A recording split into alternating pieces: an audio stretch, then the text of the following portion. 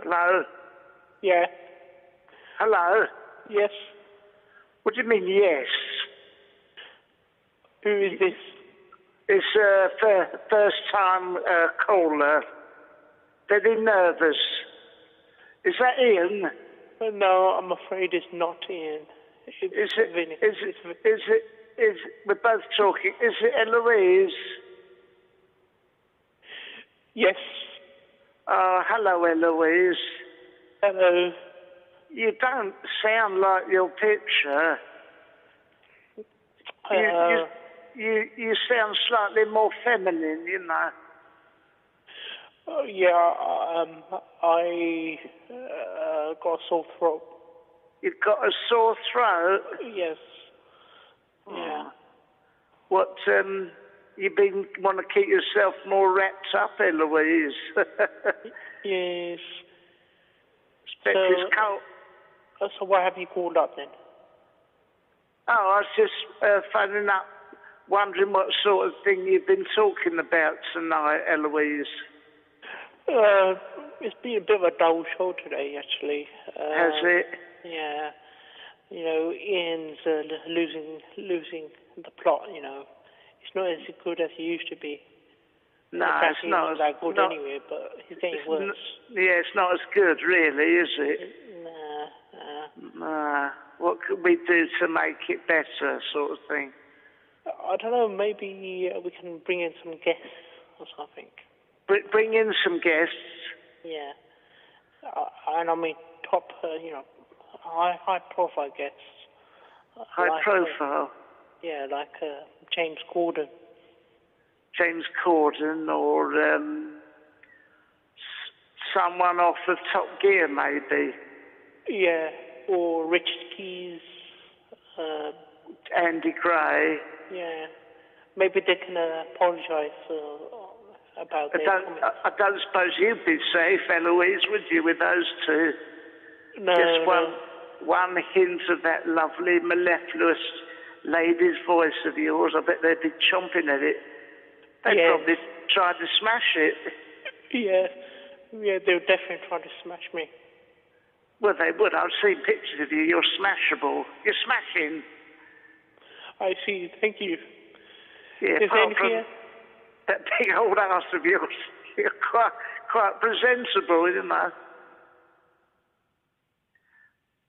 Good night. Good night. Good night. Good night. Good night. Good night. Good night. Good night.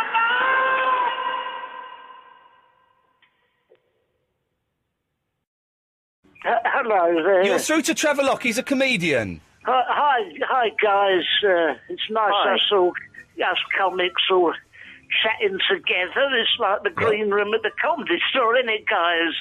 Well, I don't know if me and Ian have ever been in the green room at the Comedy Store. No. Well, imagine we are, and we're all swapping our tales. Barry, technically, you're not a comedian. You're just a bloke who phones up the radio. No, I do funny jokes. Go on, then. Maybe you got a joke that Trevor could use. I don't want everyone hearing my material. You have to pay for it. Okay. I will pay you. Give me your credit card thing. No, that's what I'll give you my credit card thing. Something will happen. PayPal. I'll give you a PayPal thing if you do this, Barry. Yeah, I don't think you'd expect that of me. Huh? I'll tell you what I was ringing about, yes, which does tie in with this, is things off the cuff us comedians might say, you know. Oh. Yeah. Like to help out, you know, Eloise, when these people were rude to her. Yeah. I was on stage and I... Sorry, Trevor, we'll get back to it in a second. Barry seems to have steamed in. Yeah. No, I'm tuning in. It's fascinating. Barry, please continue. Literally fascinating. Let me speak. We are. All right. Get on with it, you silly old git. I'm trying to say something. Let me speak. Go. Yes, I went on stage once, and it was a very rickety stage with a slight hole in it. Yes. It was a pub, you might know, Haverstock Hill, Monkey Business. They do a show there. And I put my foot down, and it disappeared through a hole. And do you know what I said? Quick as a flash, I said, that's just a stage I'm going through. And do you know, it was met with a similar deafening silence to you two right now. Yeah. Yeah. So, Trevor, tell us where do we go to register to get you to come to our houses? I said it's just a stage I'm going to. Barry, please let me plug my website, Barry. Okay, You plugged your ancient anecdote, please. Let me do mine now. Lock in my lounge. LockinMyLounge.com. Just go there, whack in your website or your mobile number. Oh, look, and there's a picture of you sort of standing in front of some sort of hypno wheel. Exactly, I'm in front of a hypno wheel. Don't look at it too long, Ian, otherwise you'll be hypnoed. You get better looking the older you get. Stop it. No, seriously, I mean it. Really? Oh, blimey. Sounds like Ian wants to plug something of yours and all there. Oh, saucy. I think he's talking about... this is radio, because you'll be seeing me blush. That was off the cuff and all, you know. Yes. Okay. Yeah. Well, Trevor, listen, I wish you the very best luck. We'll put it up on the Facebook page, the link, so people can go into it. And when is all this happening? Well, we start the first one this Saturday. We're doing Merlin's living room in Shoreditch. Merlin is an architecture student, just an ordinary architecture student, and he gets us to come into his lounge and do some comedy. With a name and then we're doing By George a little bit later, not like that, and Sadie Frost, and then we've got other Facebook friends, and then maybe some of your listeners in. Maybe. Well, we're trying to get Boy George on the show, so tell him to come on the show one night, please, if you wouldn't mind. Okay, we'll do that. Yeah, Trevor, lovely to talk to you. Thank you so much, Ian. It's very, very kind of you to invite me on. It's a pleasure. And anytime, if you're around anytime, feel free to pop in one night. You're more than welcome. Would love to do that. Lovely. Cheers, Trev. See you, mate, on the old circuit. I'll see you, Mary. I'll see you going for another stage, won't I, yeah? Yes. Yeah. We'll let him go. We'll let him go now, Barry, because he's... A stage I went to. Thank you, Trevor. Ta-ta. See you later. Bye. There we go. Bye-bye. What the bloody hell are you doing, Barry? Yeah, it was terrible. Yeah. What were you doing, mate? He's a proper funny comedian, right? Oh, and I would like to get in with the comedians and become friends with them, because I feel a little bit shunned. I'm talking. I feel a little bit shunned by them. I've never been respected by them. I've always been looked down upon, particularly people like Trevor with his clever comedy and Robin Ince with his not particularly comedy, but you know, he says stuff. And you have steamed in there, Barry, and you've made me look like a right tit. I want to be in his comedy. But you're not a comedian. Of course I am. Of course I'm on Steve Wright tomorrow afternoon. I say it again, you're not a comedian, and you've just proved it. Listen, perhaps he'd like to come to my residential home and do a show in our communal lounge. How much did he charge, you know? Hello? Oh, it's tough. It's a tough one. Speaking of tough ones, it's Barry from Watford.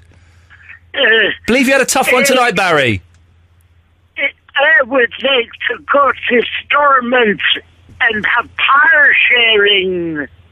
Sorry, you're right. You had an accident? I would like Martin McGuinness and the power sharing and the Stormont executive. All right, calm down, Barry. Are there any landmarks? Can you tell us where you are? Because we can call an ambulance on the other line. I would like the power sharing. Okay, I'm going to get an ambulance on the other line, Barry. Try and sit down. Is there a street sign near you or a pub? I'm entering the competition. Oh, you're doing the Northern Irish. I would like Martin McGuinness and the power sharing executive. I thought you'd, anyway, okay. But Barry, you don't need to. You're in the play already. What am I playing?